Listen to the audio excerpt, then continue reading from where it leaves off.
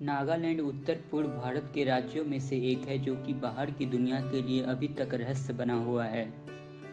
जब हम नागालैंड के बारे में सोचते हैं तो हमारे दिमाग में विदेशी खाद्य पदार्थों की अद्भुत छवियां, अद्भुत प्राकृतिक स्थलों और आधुनिक सभ्यता आदि से वंचित रहने वाले स्वदेशी जनजातियों की छवि प्रकट होती है।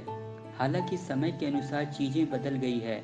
वर्तमान पीढ़ी में नागा महिलाएं अपने घर के कामों में सीमित नहीं रहती हैं। पिछले दशकों में कई प्रतिभाशाली और बहादुर नागा महिलाओं ने ग्लैमर की दुनिया में भी कदम रखा है। यह नागा मॉडल ने रैंप को उछाल दिया और शोबिज और मॉडलिंग की प्रतियोगी दुनिया को खुद के लिए एक अच्छी जगह बनाई। अतः हम कह सकते हैं कि नागा महिलाएं सभी संघर्षों और अनुभवों की कमी, सांस्कृतिक पूर्वाग्रह और उनके परिवारों के शुरुआती विरोध जैसे कई बाधाओं को दूर करने के लिए काफ़ी लड़ रही हैं। तो चलिए मैं आपको बताता हूँ नागालैंड के 5 प्रतिभाशाली मॉडल्स के बारे में। 5वें नंबर पर मैं बात करूँगा ग्लोरिया टेप की। एक मलयाली पिता और नागा माँ से पैदा हुई ग्लोरिया टेप का जन्म नागालैंड में हुआ। दीमापुर में इन्होंने प्रारंभिक शिक्षा पूरी की और उच्च शिक्षा के लिए ये बेंगलोर चली गई। दिल्ली के अंबेडकर यूनिवर्सिटी से इन्होंने मनोविज्ञान में मास्टर की डिग्री ली और बाद में मॉडलिंग की दुनिया में काफ़ी कम उम्र में एंट्री ले ली। इन्होंने भारत के अगले शीर्ष मॉडल प्रतियोगिता में पूर्वोत्तर के प्रतिनिधि भी रही। गलेरिया प्रतिष्ठित प्रतियोगिता में द्वितीय रनर भी बनी।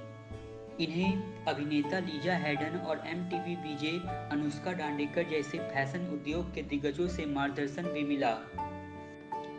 चौथे नंबर पर मैं बात करूंगा कैरोल हमसो की। कैरोल हमसो का जन्म नागालैंड के एक छोटे शहर में हुआ। उन्होंने गुस्सी और बेनेटोन जैसी बड़ी कंपनी में काम करके काफ़ी प्रतिभा हासिल की। उन्होंने क्या सुपर कूल एम में कॉमियो भी किया। उन्होंने Wills Lifestyle, Indian Fashion Week, India Culture Week और लैक्मी जैसी फैशन वीक में भी पार्टिसिपेट किया। अभी वे दिल्ली और मुंबई दोनों जगह रहती हैं ताकि वो अपनी असाइनमेंट को अच्छी तरह से पूरा कर सकें। तीसरे नंबर पर मैं बात करूंगा कैथोस नागी की। कैथोस नागी भी एक आगामी नागा महिला हैं और इन्होंने भी उत्तर पूर्व भारत में काफ़ी प्रतिभा हासिल की है।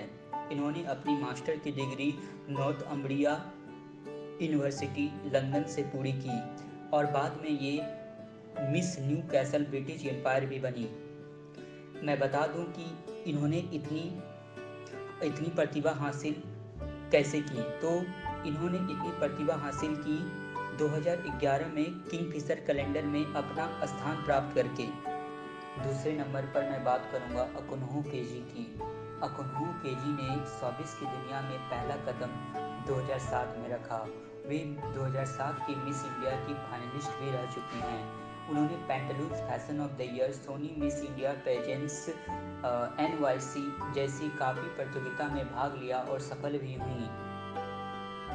अब फिलहाल वो NIAPA जो कि दीमापुर की एक आर्ट इंस्टीट्यूट है जिसका full form north east India academy of performing arts हैं, उसके MD हैं और NIAPA को स्थापित करने में इनका सबसे बड़ा योगदान है।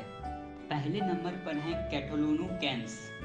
कैथोलोनो कैन्स एक प्रतिभाशाली अंगामी महिला हैं जिन्होंने खुद को सुपर मॉडल के रूप में स्थापित किया है। उन्होंने 2014 में किंगफिशर कैलेंडर में प्रदर्शित होने के बाद काफ़ी अच्छी प्रसिद्धि हासिल की जो कि भारत के कई मॉडल हासिल नहीं कर पाते हैं। अतुल कसबेकर जो कि एक शीर्ष फैशन फोटोग्राफर हैं, उन्होंने उन्हें उस समय आगामी सुपर मॉडल कहा था। दीमापुर में पैदा होकर कैथोलोनो कैन्स ने एक लंबा सफर तय किया और शोबिज की चमत्कार दुनिया में बहुत अच्छा प्रदर्शन किया। उन्होंने सुपर मॉडल इंद्रानी दासगुप्ता से भी काफ़ी प्रेरणा ली।